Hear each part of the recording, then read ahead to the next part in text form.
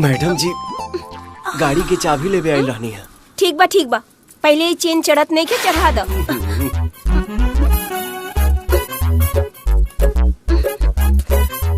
चढ़ा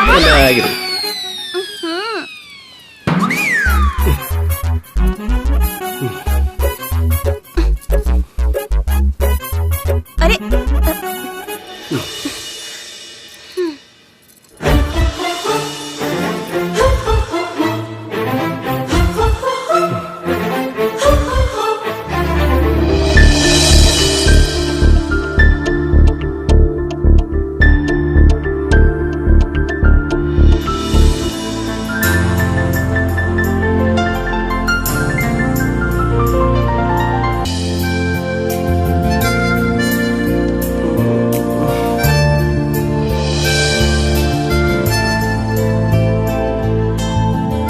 मैडम जी चाबी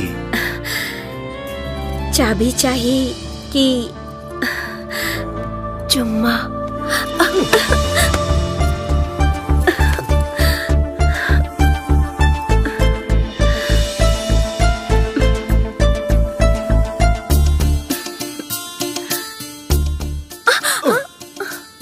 काहे छटपटात बाड़ा? अकेले 10 मर्द से भिड़ सकेला और एगो लड़की से भिड़े में दम घुटता। ये कौन नौकरी? अरे चढ़ल रहबू। अरे उतर जा देवता।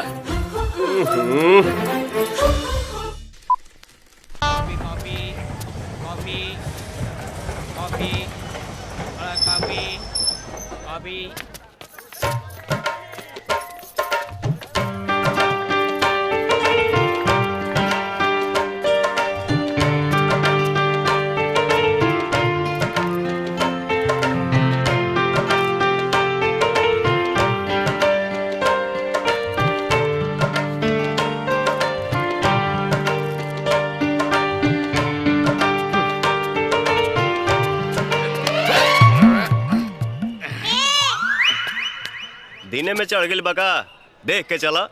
अरे भाई देखने की किसको फुर्सत है? किधर जाना है तुमको? होटल कोनो सस्ता और अच्छा होटल बताओ। क्या दिख रहा भाई? मस्त शादी करके आ रहा है या शादी करने जा रहा है भाई? उसे तोरा का मतलब है? कोनो सस्ता होटल बताओ ना। सस्ता होटल और यहाँ? अरे भाई यहाँ होटल लेगा तो महंगा मिलेगा। मेरी मानो तो यहाँ से अंधेरी निकल लो, वहाँ एकदम सस्ता होटल मिलेगा। तो अंधेरी जाए खाती बस केने मिली?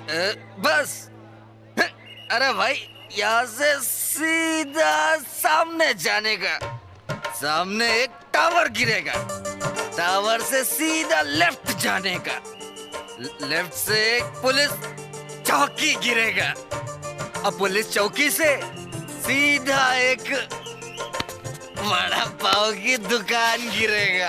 देही के मेरुदंड भस गइल बका। वड़ा पाव की दुकान पे एक रॉबची माल टकाटक, बस उसी से पता पूछ लेना। बोले तो पता तो हमको भी मालूम है पर पता बस डिपो का हम भी उसी से पूछते हैं। पता बताने का 100 रुपए देना।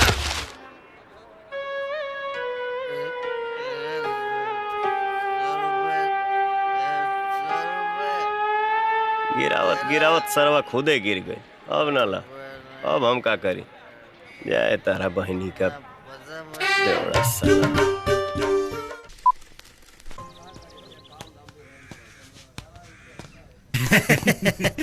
बुलेटिया में लागा था हवा कम हो गए रहे। तू बोल। एगो बात कही भैया, मुस्कान से छुटकारा पावे के चाहत है नु तो बियाह कर ली। बियाह वैसे भी भैया अब उम्र हो ही गई बा, पहले बियाह। हम तो लड़कियन के फोटो भी लेके आयल बनी भैया। शादी कहीं से नु होई रे? हाँ हाँ भैया, अरे जवान पसंद आए वही करी है। हाँ हे दिखाओ। हाँ हाँ देखी भैया इतना सुंदर सुंदर लड़की बनी सी मार्केट से चुन चुन के लाल बनी जाए एकदम। कुल अभी ले कुंवारे बाड़ी सा। भैया आजकल फोटो ऐसा नहीं आवता नु, जमाना बदल गइल बा। फैशन भैया फैशन। अच्छा तो ये लोग बियाह वाला ब्रांड है। अरे भैया रउआ को पसंद नहीं है तो यकीन कैला हम सुनावतानी। लगाओ।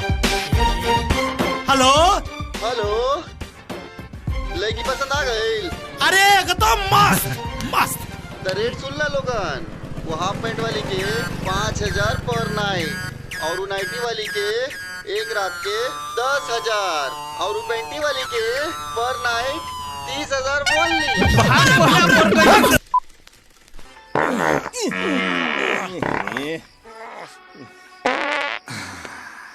देख यार आलू पाकल की ना, नहीं तो एक दो बार पात नहीं है तो ऐसा ही जर जाई। ज्यादा नाक भाव मत सिकोड़ा जा, हम बाबा रामदेव के साड़ू हैं। अनुलोम और विलोम करता नहीं। काका या तो खाइए ला ना तो पादिए ला। तो ई भाई काम चोरन के दिनचर्या रोज यह सब काम करी है सा, और फिर जरल आलू खाई है सा और लाइन लगा के मुती है सा, अब मुतत मुतत गांव वालन के उल्लू बनावे के प्रोग्राम सोची है सा।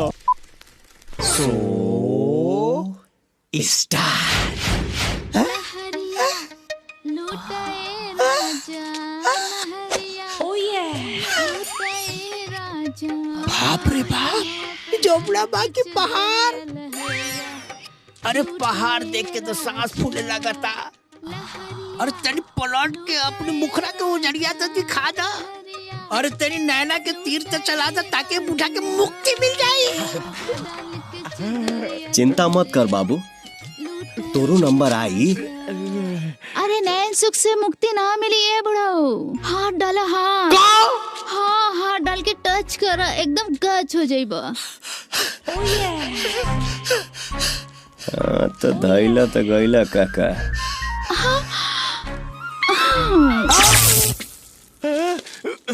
अरे भीतरी बंजारा ना, भरोसे के हारन बा। बाप के पीछे बेटा, चाचा के पीछे भतीजा, सबके लाके खड़ा कर देला सन। बड़ी बेइज्जती भइल हमनी के, एकनी के छोड़े के ना बा। मारा पगला। खामोश चूहियों।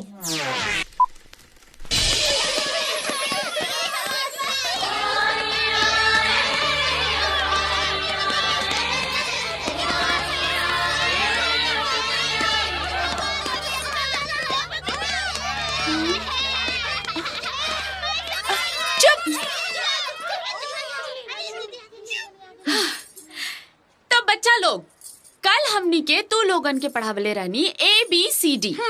के याद कई के आइल बा? हाथ उठावा लोग। जी गुरुआइन जी। खड़ा हो जाओ।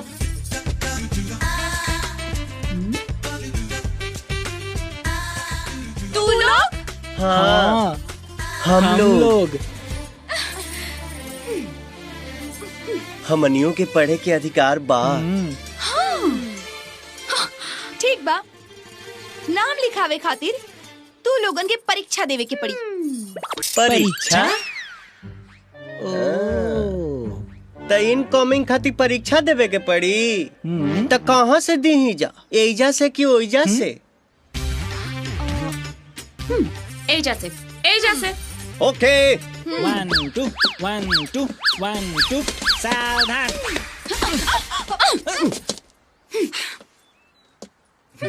कहाँ से शुरू करें? का? परीक्षा।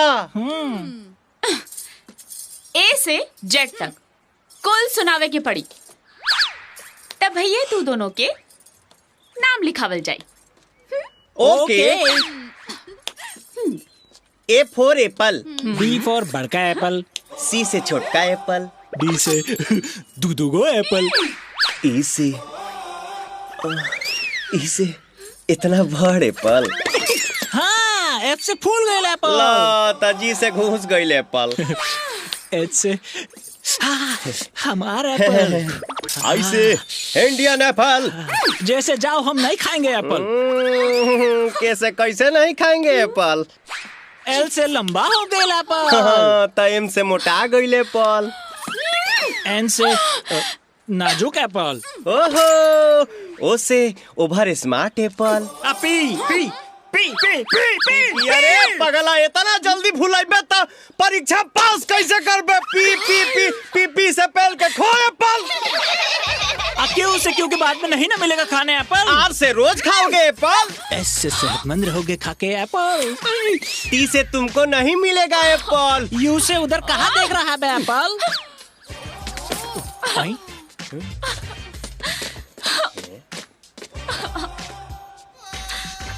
भी से भसक गई एप्पल। डब्ल्यू से डब्ल्यू खाई एप्पल। एक्स से एक्सरसाइज करता एप्पल। वाई से यूना मुंह फुलाओ एप्पल। जेड से जवानी में सूत गई एप्पल। चल बेटा हे यार हरिया में रह जाइए हो।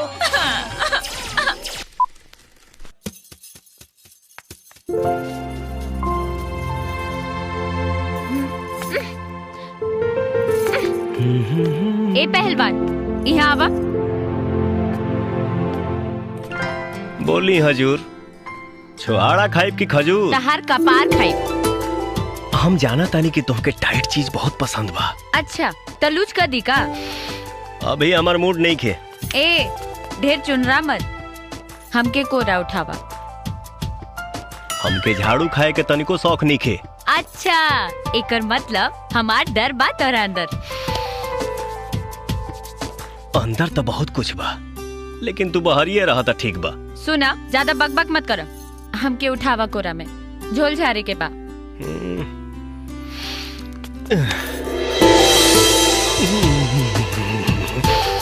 अरे यार बिना जाड़ा के कापत काहे बड़ा? कुछ होता का? होके के तो बहुत कुछ होता, लेकिन छाता बहरिए छूट गइल बा, नहीं तो आज खूब तबीयत से झोल झारी थी। ला त झाड़, हम जाता नहीं दोसर काम करे। ना जाने ई कौना नक्षत्र में पैदा भइल भी है कि जब लोहा गरमाता तब पानी छिड़क के भाग जाती है।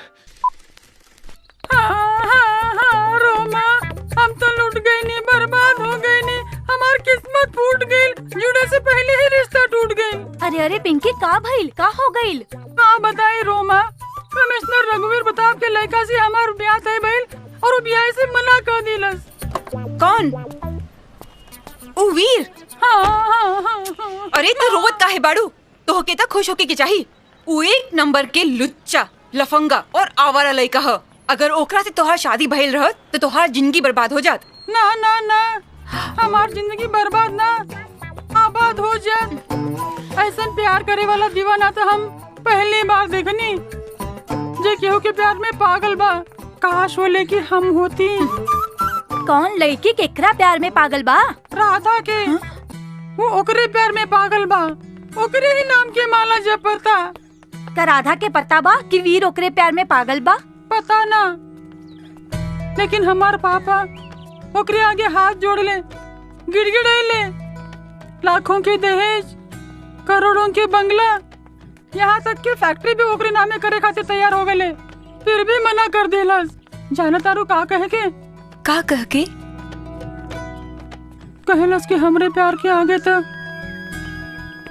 ये धन दौलत सब बेकार बा, हमार प्यार तो अनमोल बा जो ना के खरीदल ना जा सकेला। कमिश्नर साहब धमकी भी दिले कि राधा के भूल जा, नहीं तो घर से निकाल दे। तो वीर का कहलस? कहलस कि घर से निकाल दो चाहे दिल से पापा, लेकिन राधा के साथ ना छूटी, ओकरा से जुड़ल प्यार के बंधन ना टूटी। कितना तकदीर वाली बिया राधा, जेकरा के ऐसा प्यार करे वाला मिलल। हमार तो नसीब ही खराब बा। हे भगवान। अच्छा, तो वीर ने आपको बचाया है। साहब, ये कमिश्नर साहब का बेटा है। बेटा या बेटी? तू खेल बकाओ।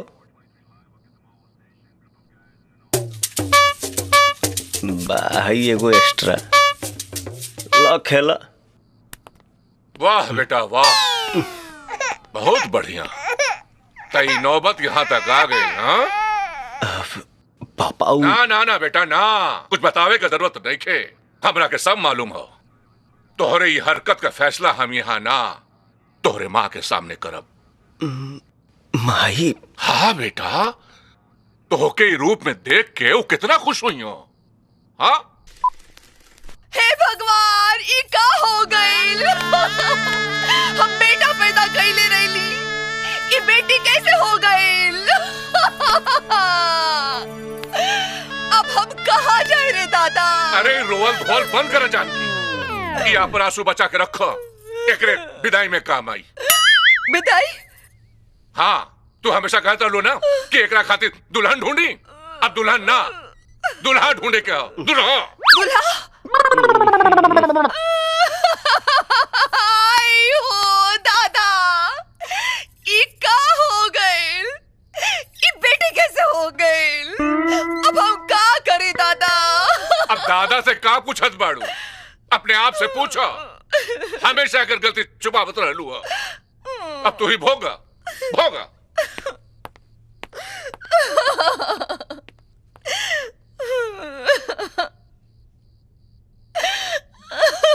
ऐसे का नहीं हालता रे?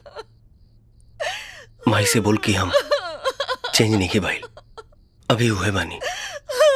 जी दीदी। चुप हो जा माई। भैया लड़की नहीं खे भइल, भैया बिन भैया ही बाड़न।